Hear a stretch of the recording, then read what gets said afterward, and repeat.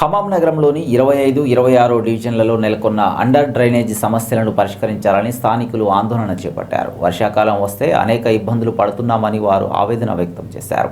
స్థానికుల ఆందోళన తెలుసుకున్న కార్పొరేటర్ గోళ్ల చంద్రకళ వారితో కలిసి అధికారులకు సమస్యను వివరించారు.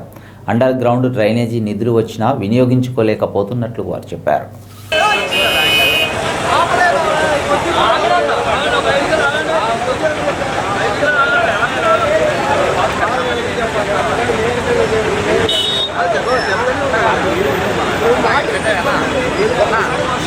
వచ్చిన వాటికి బుక్ లైన్లు వచ్చినాయి, వాటర్ లైన్లు వచ్చినాయి,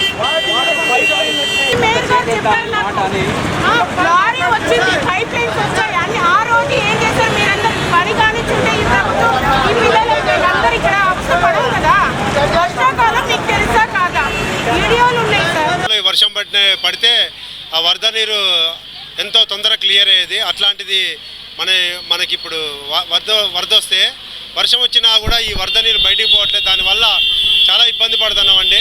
గతంలో ప్రభుత్వాలకి ఎన్నిసార్లు చెప్పినా కూడా పట్టించుకోలేదు.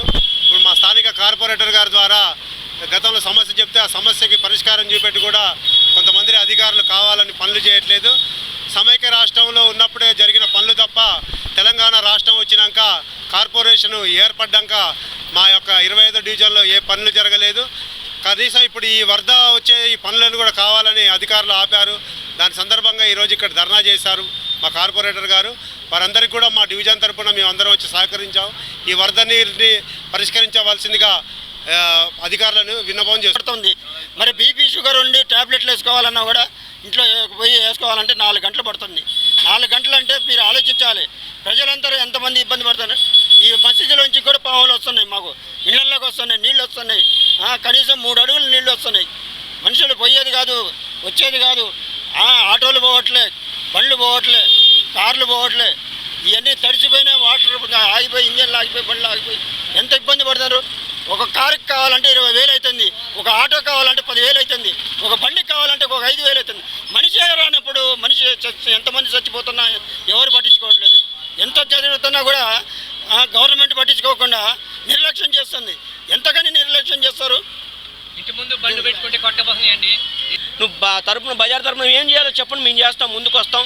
ఇది మా అవస్థ, మీ అవస్థ ఒక్కలదే కాదు. బజార్లో ఉన్న వాళ్ళు చిన్నోళ్ళు పాపం వెనక బజార్ సందు చిన్నగా ఉంటుంది. అంబాభవన్ గుడి దగ్గర నుంచి ఏరియా అంతా చిన్న చిన్న ఇల్లులు, పెంకుటి ఇల్లులు. అది ఎప్పుడో పాతకాలం కట్టిన ఇల్లు. అవన్నీ కిందికే ఉంటాయండి. అవన్నీ రోడ్డు వేశారు మధ్యలో. అవన్నీ కిందికే ఉంటాయి. ఆ ఇళ్లకు నీళ్లు పోతున్నాయి. ఎవరైనా అన్నం తినాలని కోరుకుంటాం, అంత మంచిగా ఉండాలని కోరుకుంటాం, కానీ ఇల్లు చెడుకోవాలని ఎవరం కోరుకోము. కానీ మీరు కూడా మా ద్వారా, మీ మీడియా ద్వారా ఒక హనుమంతుడు అనుకుంటారో, రాములు వారు అనుకుంటారో, ఎవరికైతే తెలియజేయాలో ఈ యొక్క విన్నపాన్ని, ఈ విషయాన్ని తెలియజేసి ఎవరిని ఇబ్బంది పెట్టొద్దు. పరమత సమానం. వాళ్ళతో మేము మందిగా ఉండాలి. మాకు వాళ్ళు కావాలి, మేము వాళ్ళకి కావాలి. అదేందో government under ground pipe lining వేసి ఏది వాళ్ళ పెద్దల యొక్క ఆత్మలు శాంతించాలి. వాళ్ళు పవిత్రతతో కూడుకున్న ప్లేస్లు అవి. వాళ్ళని మేము డిస్ట్రాయ్ చేయమని మేము అడగట్లేదు. ఎవరు ఇబ్బంది పడకూడదు, అందరూ మంచిగా ఉండాలా, అందులో మేము ఉండాలి. అసలు ఈ విజయలక్ష్మి హాస్పిటల్ నుంచి గాంధీ పార్క్ ఉన్న రోడ్డు మొత్తం బ్లాక్ అయిపోతుంది. రెయినీ సీజన్ ఒక అంబులెన్స్ ఒక అవసరానికి వెళ్ళే పరిస్థితి కూడా లేదు రెయినీ సీజన్లో.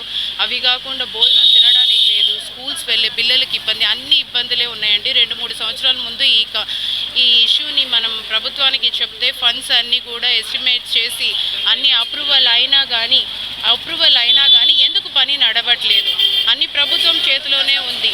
ఏ ఫోర్స్ పెట్టైనా ఈ పని త్వరగా కానివ్వాలని. ఇప్పుడు ఇంకొక 10 రోజుల్లో మాన్సూన్స్ త్వరగా వచ్చేది మనం యాంటిసిపేట్ చేస్తున్నాం. సో ప్రభుత్వాన్ని కోరుకునేది ఒకటే, ఏంటంటే అందరూ మంచిగా ఉండాలి. ఈ వాటర్ ఇష్యూ ఈ తక్షణం దీనికి మీరు స్పందించాలి. మా జనాలు 25వ డివిజన్ కాకుండా 26వ డివిజన్ అందరి జనాలు కూడా ప్రశాంతంగా ఉండేటట్టు కోరుకుంటున్నాను. కమిషనర్ గారికైనా, కలెక్టర్ గారికైనా, ప్రభుత్వం అందరు అధికారులకి దయచేసి దీని మీద దృష్టి పెట్టండి. మినిస్టర్ తుమ్మల నాగేశ్వరరావు గారు కానీ అందరు బాగానే ఉన్నారు, కానీ పని అమలు కావట్లేదు. అంటే వాళ్ళు ఎప్పుడైతే టెండర్ ఓకే చేశారో వాళ్ళ మీద మా సానుకూల దృక్పథం ఉంది, కానీ ఆ పని కావాలి కదా. ఇప్పుడు మాకు చేతల్లోనే కావాలి. కానీ ఇవాళ బేమూన్ స్కూల్ ఉంది, 2-3 స్కూళ్ళు ఉన్నాయి. చిన్నపిల్లలు ఆ బురదలో పడ్డారు. వాళ్ళని చూస్తే మాకు హృదయం ఇబ్బందికరంగా ఉంది.